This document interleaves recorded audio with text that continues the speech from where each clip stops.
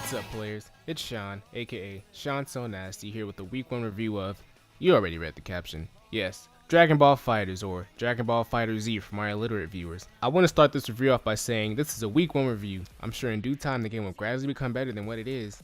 Hopefully.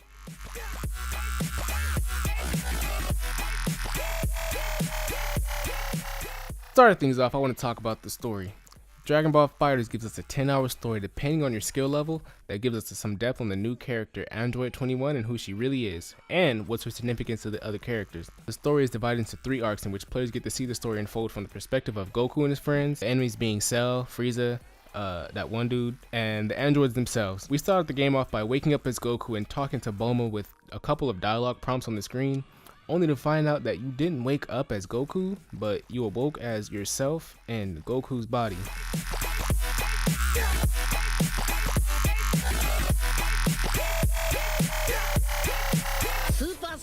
The story unravels, and you begin to learn that the world is in peril and everyone's strength has been affected by energy waves that weaken and drain their powers. We eventually learn that it's Android 21 with the help of Android 16 that are behind the incident. Now we must fight to defeat her. Look, I'm not going to spoil the story, but I'll let you guys know right now that it gets confusing as hell the more you play. So first of all, the story tells us that there are these clones of our favorite Dragon Ball characters running around and terrorizing and blowing shit up, but the story doesn't tell us once how the hell they got there or what the hell they were there to do. You play through the story on a board game type of progression where you fight these clones over and over until you eventually play the boss battle full of more clones and rewarded with the cutscenes revealing more of the story. There's about 9 chapters or so per arc, and after chapter 4 of the first arc, I was completely over and annoyed with playing the story, but the cutscenes were so interesting I kept playing.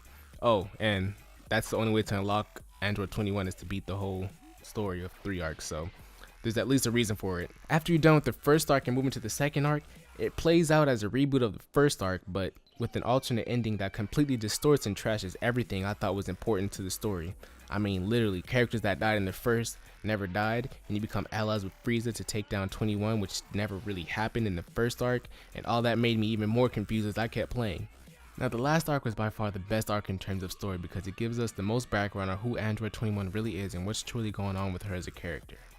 This arc resembles very closely with what happens in the Majin Buu arc in the actual anime, all the way down to the defeat of Android 21. With all that being said, Dragon Ball FighterZ story was a bit confusing. I wish they didn't take that direction. In fact, I would have been better off if they would have just rehashed the actual anime story and just told it from maybe a different perspective or something. I don't know, but that was really confusing. I don't like that at all.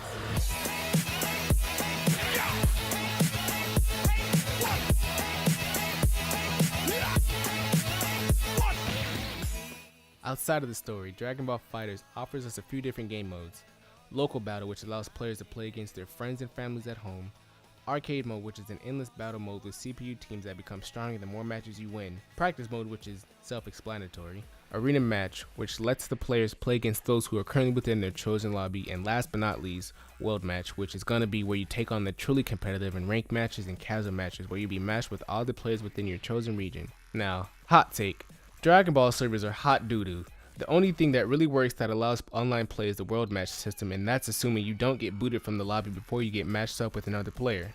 There's almost never anyone playing arena match because you'll never connect with anyone within your lobby, so it's pointless to try. And the worst part about Dragon Ball FighterZ as of week 1 is that there is no invite system. I mean, you know how your buddy decides that he wants to challenge you, and so you normally invite him or her to beat their ass. Yeah, no, it doesn't exist. The only way to play with your online friends is to join the same regional server and then join the same lobby within the server and pray you guys are able to connect. 9 times out of 10 you won't. In fact, you'll be looking at a no rooms found pop-up screen when you can physically see that your friend created a lobby.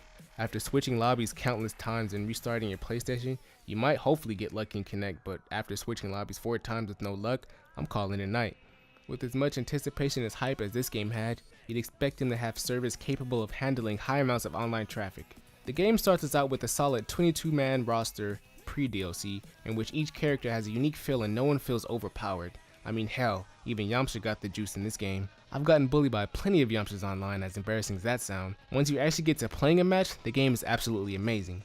The visuals are astounding and the fighting mechanics are simple but hard to master in the cutscenes. Boy, the cutscenes make defeating your opponent character in the most devastating way so satisfying. If you can actually get a ring match to connect, it's absolutely great. Ring Match allows you to create up to an 8-man lobby in which there can be 2 matches being played at once inside one lobby, meaning 4 people viewing, 4 people playing. It speeds up wait time and gets you back into the fight almost instantly. Ring Match's other feature, called Ring Match Party Mode, allows for a 3v3 match with 6 players. Now I'm gonna be honest, I've yet to even get enough of my friends into the lobby to even try this out, but I'm looking forward to testing it if Bandai can ever get the service to act right. All in all, if you're looking to play Dragon Ball FighterZ as a casual player, the game as of now doesn't have much to offer except the offline PvP and arcade mode. Story mode cinematics are fun to watch, but playing through the story is a drag and make me want to give up cause how annoying it was. On the competitive aspect, Dragon Ball FighterZ is a must-have, rivaling games such as Marvel vs. Capcom and Guilty Gear with similar fighting mechanics. The gaming competitive community is already significantly large and will only grow from here. If you're a competitive player, you'll find yourself in practice mode trying to master a combo, or rank/casuals trying to execute them.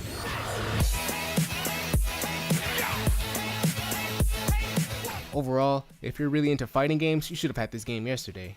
If you're just a casual and looking to get the game to see if it lived up to the hype, wait a couple months so Bandai can put some act right into the servers.